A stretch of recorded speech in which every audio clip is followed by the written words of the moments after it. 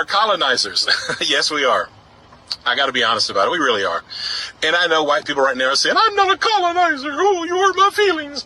Well, you are, and probably in your mindset, in your ideology, you probably do have the mentality of a colonizer, because most white people do, and I'll tell you why.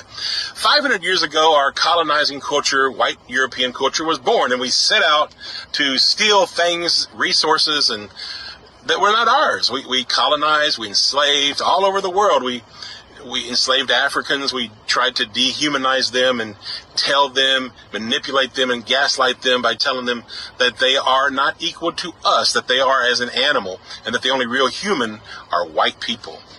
Oh, I don't see color. Oh, it's a black man's fault that he's in the position. Well, what about black on black crime? I mean, it goes on and on and on. You know, I mean, I could sit here all day and give you examples. All lives matter. I mean, it just goes on all day. Black people ask for justice. White people find a way to try to obscure it, to try to take away from it, to try to demean it. We are colonizers. And I say that based on our behavior, collectively as white people. And until we stop being gaslighters and colonizers, white people are on a path of self-destruction. White supremacy, the lies of white supremacy, colonizing mentality has never brought the white man happiness, and it never will. It's toxic, dysfunctional, and self-defeating, and it's not helping us. And now there's all this white rage, because when the abuser loses control, he gets angry. And then Trump was born because we had a black president, and he was perfect because he was racist. And that's what white America wanted, because they're angry, because they felt like they were losing control. Because colonizers have to have control. And we had a black president. And everybody just shit all over themselves. White people just freak the fuck out. Oh my God, we're losing control. We have a black president. He's going to oppress us and enslave us. God knows we're going to be whipped and lynched. This is literally, I think, some of the thoughts, the subconscious. I'm exaggerating, but in a way it's true. The greatest fear of the colonizer is all that evil, vile shit that we did will be done up unto them, us. And that's why there's so much white rage. The numbers are changing. Pretty soon, white people will not be the majority. The abuser loses control. So what do? We continue gaslighting. We continue with white rage. White domestic terrorism on the rise, the greatest threat in America. White people are enraged because they can no longer control their victims, black and brown people, the way that they want to. They're losing some of their power, some of their positions, some of their privilege. They feel threatened. So here we are, in a state of crazy, utter chaos. That's why I say the lies of white supremacy is our destruction. Biden's running for a second term. I know he's old, but he's better than Trump. I'll be voting for him. Yeah, me too. Wish we had a better option though. Yeah, well, at least it's not Trump. We gotta pick the lesser of two evils. Yeah, I guess so. A few months later. Oh my God. Joe Biden stepped down, and now Vice President Kamala Harris is running for office. I don't know why you're excited, Nick. Kamala Harris is pro-Israel. She's a genocidal maniac. We're going to call her Genocide Harris. Wait a minute. Vice President Harris hasn't changed any policies or thought processes than Biden when it comes to Israel and Palestine. She would be way better for black people. She has a history of trying to make law enforcement and just the judicial system more transparent. Trump wants to take away those things and give police more immunity to kill us black people. Like, we're literally going through a slow genocide here as African Americans. I thought that y'all understood that. That's why y'all said we're brothers and sisters. The only real difference is that she's black. Well, now you want to make this a race thing. After we stood up for you during Black Lives Matter, you're going to vote for Genocide Harris? What the fuck are you talking about? Trump is literally going to do way worse in Palestine. You know that, don't you? Oh, I didn't say I was voting for Trump. I just said I wasn't voting for Kamala. Then who are you voting for?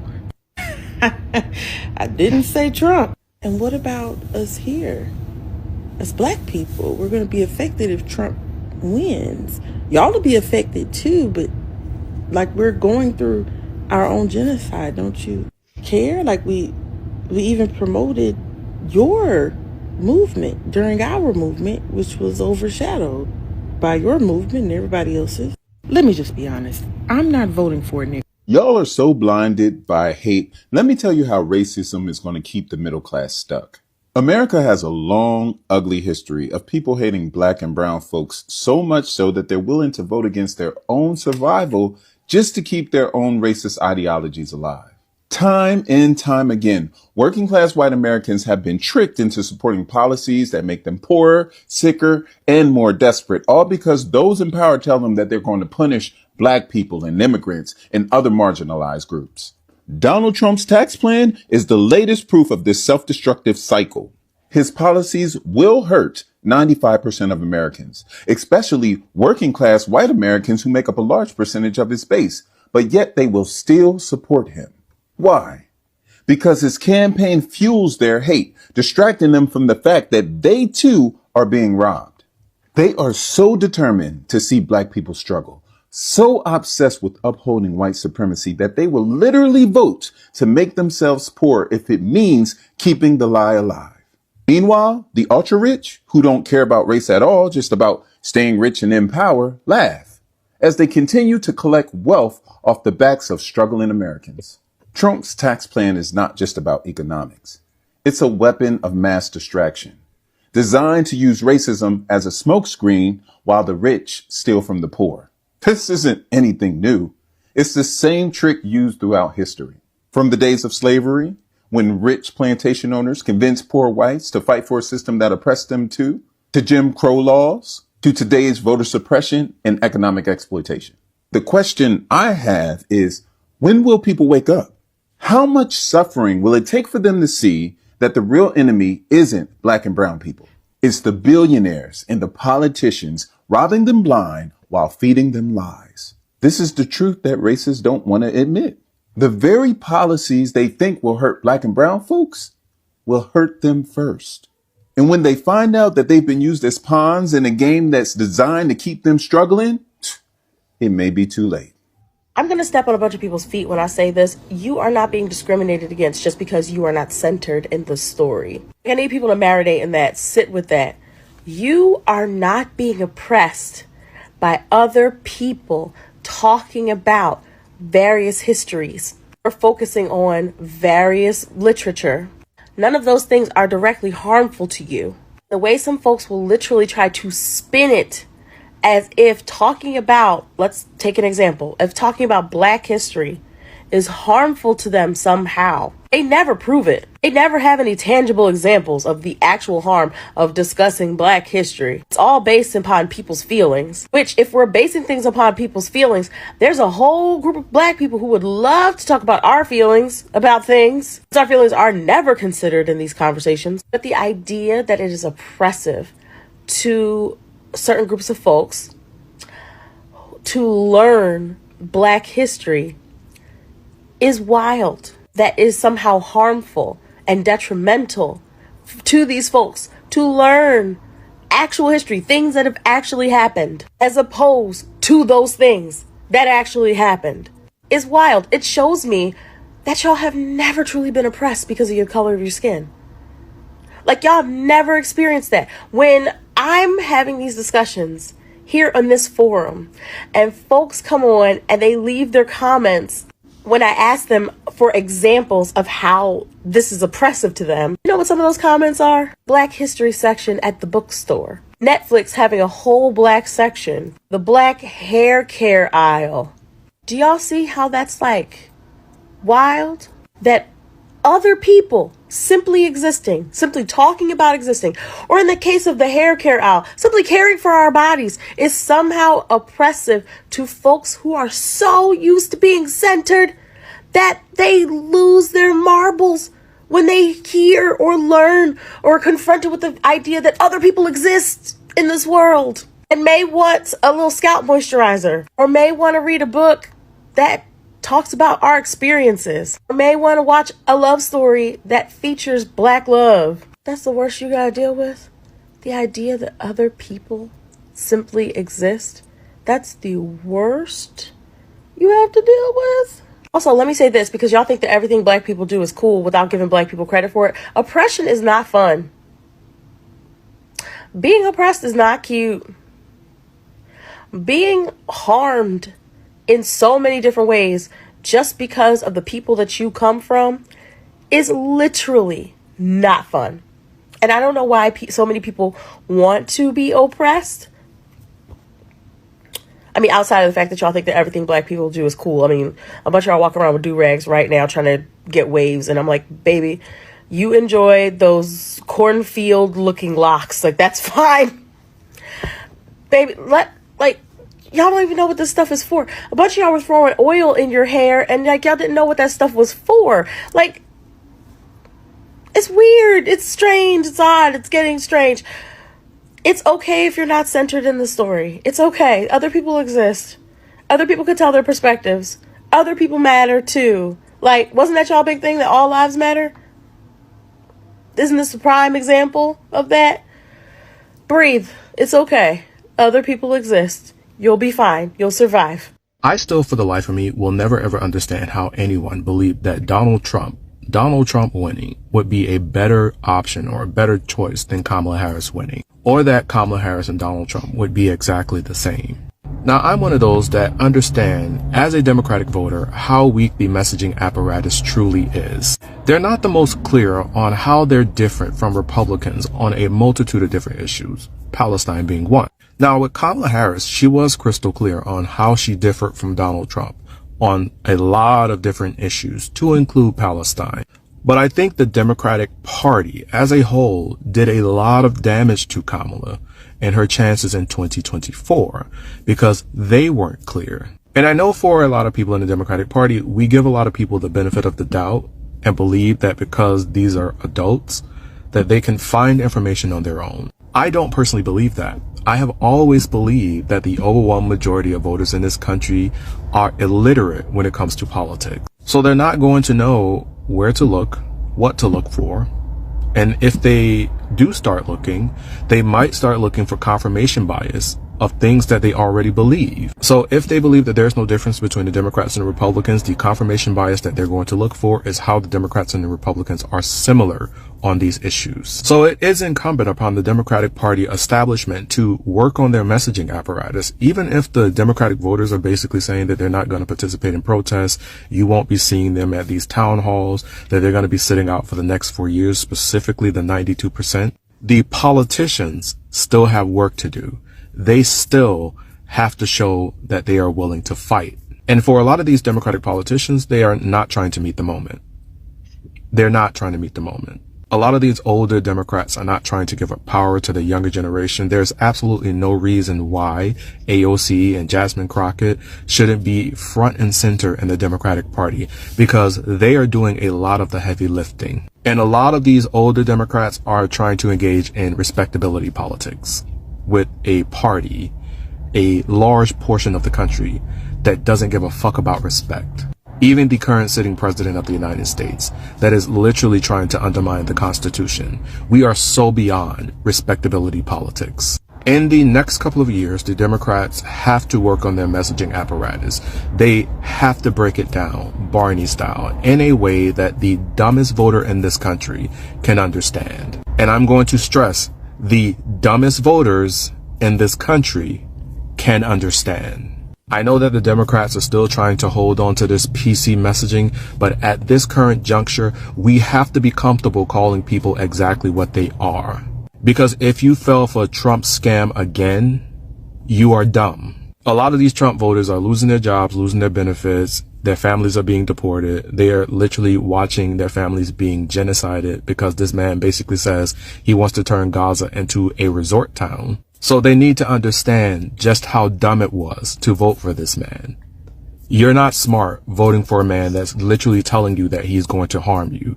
You are dumb. And that's what the Democratic Party has to start with. That we have a bunch of dumb voters in this country. And when you start at that honest point, then you can actually start doing your messaging that becomes more effective. And you can sell the populist platform that benefits a lot of these voters, even the dumb ones. You know, Republican voters love to say, Donald Trump is your president. Why can't you accept it? Donald Trump is your president. You need to get over it. But I hope you guys know, for most of us, we have accepted it. We understand he is the president. Some of us think the way he became president is a little shaky. Probably needs to have some extra eyes look into that. But at the end of the day, we know he's in the Oval Office.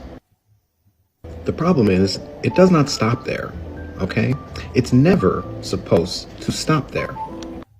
See, when you guys vote, and your leadership understands this, your representatives understand this, when you guys vote, you think voting that person in means you send them to Washington, and then they wave a magic wand, and they fix all of your problems. You think, I voted for Donald Trump, he won. Now, just by him being there, everything that I was concerned with before he became president is going to change. What do I have to follow up with him about? He's there, he's gonna do it. But ladies and gentlemen, this is not Hogwarts, okay? This is not the Ministry of Magic. He's not showing up there and saying a spell or two, and you have lower grocery prices. You have more affordable health care. You have all the things that are currently making your life more difficult fixed. No, those changes take actual work, okay? They take negotiation. They take litigation. They take all of the pressure that comes from the people in order for our congressmen, our senators, and the president himself to act in our best interests, not in their own. It's funny you guys say you don't like socialism, but you seem to love the idea of the government taking care of all your problems once you get the people in there that you like. I'm very sorry, ladies and gentlemen, that is not our reality, okay? We absolutely need to keep questioning what these people do every single day. The pressure people have been putting on these senators, the pressure people have been putting on this congressman is why they are telling the muskrat that he can no longer act with unilateral power. I bet you if we weren't constantly asking, what does he do? Why is he doing it? How does he have the power to do it? Isn't this constitutional or unconstitutional? I bet you if those lawsuits weren't getting filed and those judges weren't looking into these cases because of the people constantly asking questions, we would not have seen any change on that matter. This is why the American people cannot just accept that he's president, go home and not ask questions. That's how we got here to begin with. So instead of focusing on all of us complaining, I'm telling you right now, you guys need to be complaining a lot more. It's obvious that many of you do not understand what restorative justice is.